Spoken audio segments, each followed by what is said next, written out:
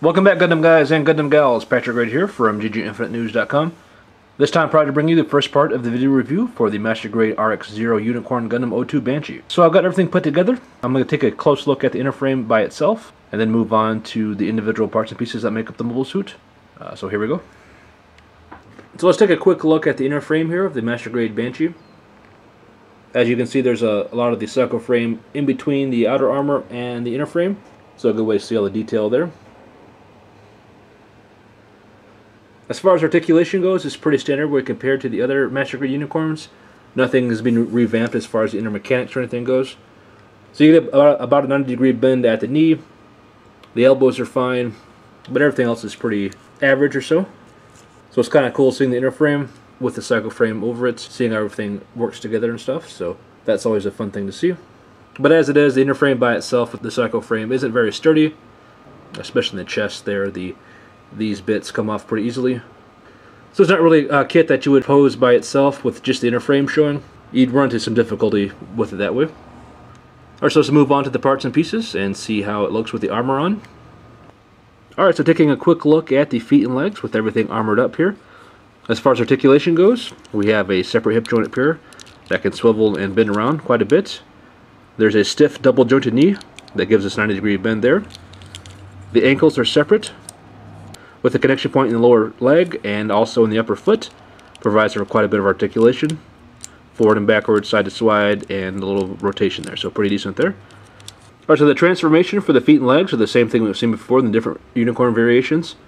First thing you want to do is to unhinge the thigh area, pick up on the hips, lock it back down in place. That gives us a clear view of the clear orange inner frame there, or the cycle frame rather. The next thing is for the knee transformation. Pick up on the calf muscle here, push it down, and you'll hear it lock or feel it lock in place eventually. That pokes out the orange piece here and also locks in place. The idea here is to lock these little orange tabs into those orange grooves there, which is easier said than done sometimes. So next thing is to extend the ankles by unlocking the gray clasps here, and then pulling down on the ankles,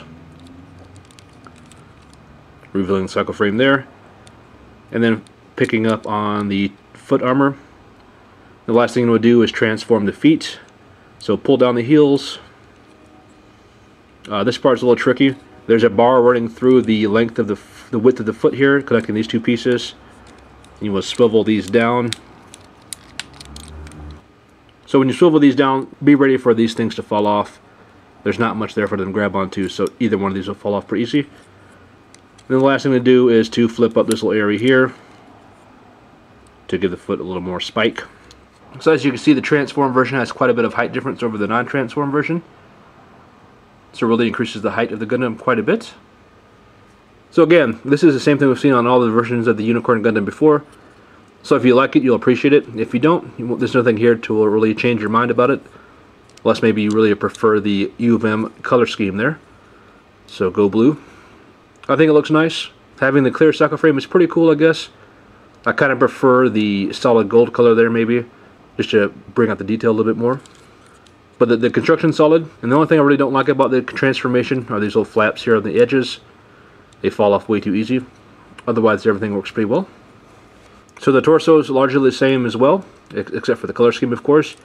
And one thing that's kind of weird is that they're using full ABS plastic pieces for the clear orange here. On the previous versions, these were the inner frame gray on the backs of the side skirts and the back skirts. I'm not quite sure why they did it that way, but whatever. So, of course, everything's on a separate hinge, the front, side, and back skirts. It works pretty well as far as articulation goes. They're on there pretty sturdily as well, so nothing really falls off all that easy. A couple unique things here. For the transformation, if you pull back on the back piece here, it unlocks the hip joints. Allows them to swivel down a little bit to add a little bit of extra height. And then you push it back in place to lock it down.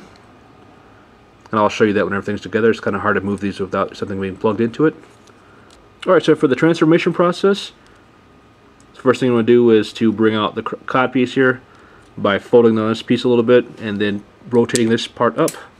which reveals the cycle frame there.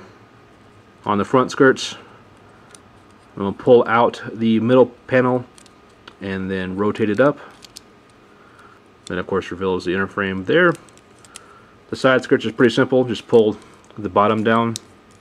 And on the back skirts, just pick up the flaps here to reveal more cycle frame, and of course the thrusters hidden beneath there. So again, the waist unit is pretty much the same. The color scheme is nice there. I think the orange and the blue complement each other pretty nicely.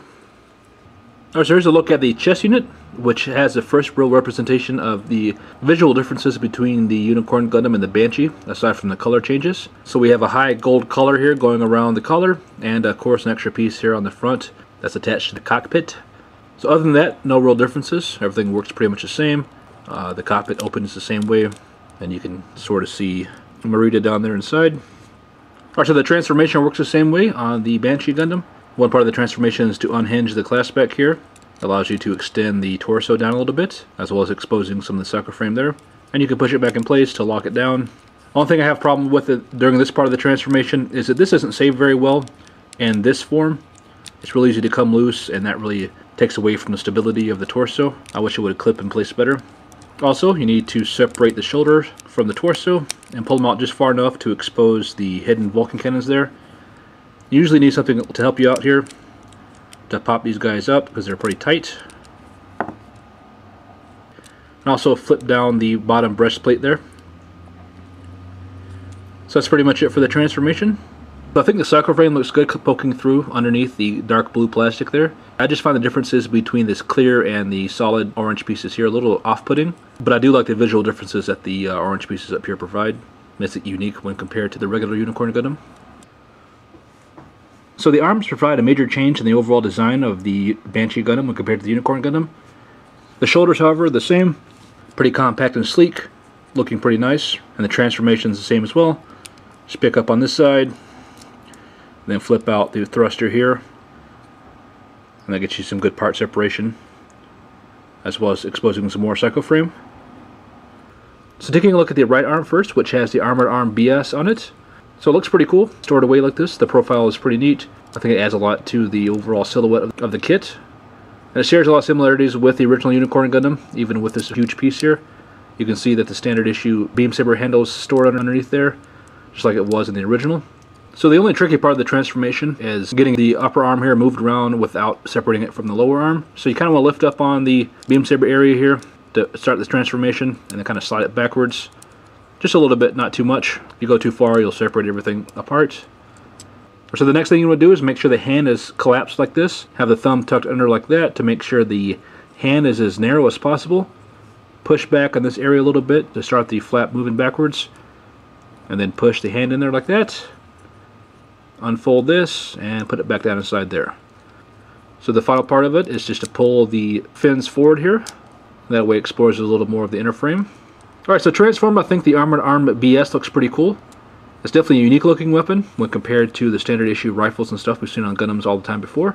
And I like the transformation. I wish a little more cycle frame was being shown though. Just a little bit on either end of the planes here, plus a little bit around the wrist and the elbow. But I do like the overall aesthetic design of the Banshee weapon here.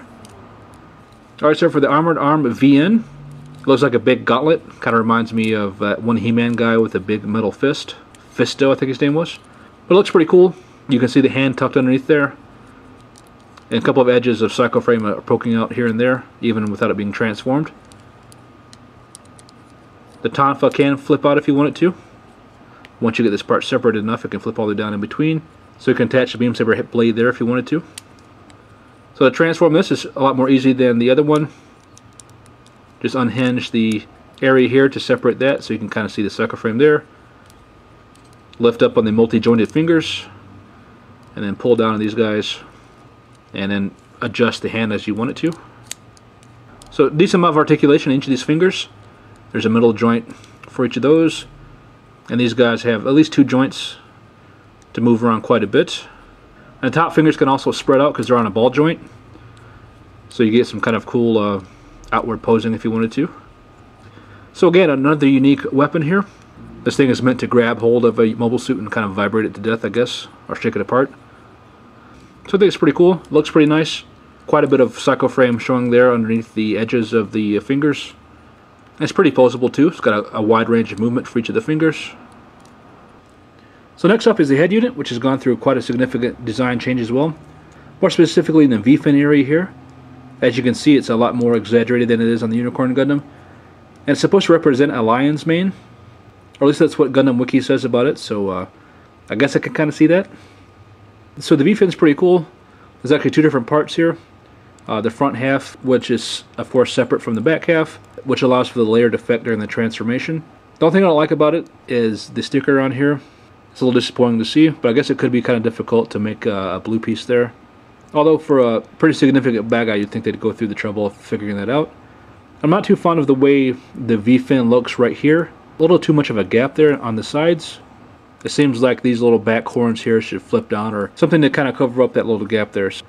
Alright, so the transformation for the head could be a pain in the butt only because stuff kind of falls apart on you because everything's so small. So what you're supposed to do is pull off either ear and just go and let your V-fin fall off because it's going to invariably. So with that off, that allows you to fold the faceplate down to reveal the head hidden behind there. Pick up on this, and if you can't do it right, the other top of the head will fall off as well. So it's going to let that happen. So that way you can see that the head can kind of slide around this little mechanism here. So then tuck the original faceplate behind the real face, like that. Then that allows you to bring the head down and cover up the face mask there. So then turn the ear around to the opposite side. So have the little square here on the back and the sharp edge here on the front. Clipping those into place will help secure the head some and stop the face mask from flopping around. So at this point you want to go and take off the original horn. If you're using the Transfor version, don't worry about it. But since I like to use the flat pieces, I take it off. Put the top of the head back on. And then take the flat expanded version, clip it down in place like that, and replace the front crest on the hood like that, and there you go. So a very dynamic head here. The V-fin's pretty amazing. Definitely cool to redesign over the original Gundam Unicorn. And the only fault I really have is with the little sticker being here on the front, but some quick masking and some dark paint will fix that up pretty easily, I think. So I think it provides with a pretty cool profile, especially from a 3/4 angle. So I think the Unicorn head's pretty cool. You can see the red sticker here underneath the back camera, as well as the red sticker on the eye, and the camera underneath the crest there as well. So quite a bit more menacing looking than the original Unicorn Gundam. The dark colors and the red really help separate it from its predecessor. So the last piece of the puzzle here is the backpack, of course. And it's the same thing as the original Unicorn Gundam, just different colors. Here it is in the Unicorn mode, all closed up and looking pretty sleek. To transform it, simply pull out the flaps here on the other edge to reveal the hidden thruster. And then twirl out the beam saber handles so they peek over the edges of his shoulders. Oh, and you also want to flip out this last piece here. And that's it for the transformation. So I'm going to go ahead and wrap up this first part here. Let me know what you think so far with a comment down below. And also let me know what you think of the Banshee Gundam so far. The redesigned elements of the Armored Arm BS and VN, the new color scheme, the clear orange cycle frame. So do you think it's different enough to warrant a purchase if you already have the original Unicorn Gundam? So yeah, just let me know what you think with a comment down below. And of course, thank you so much for watching. I really appreciate all your time so far. Please like if you do and subscribe if you haven't done so already. And of course, thank you to Gundam Guy for providing the kits. I'll be back soon with part 2, where I'll take a look at the completed mobile suit, as well as a comparison between the OVA version of the Unicorn Gundam and the Banshee, and go over my final thoughts and stuff. So please stay tuned, and I'll be back soon, and I'll see you then.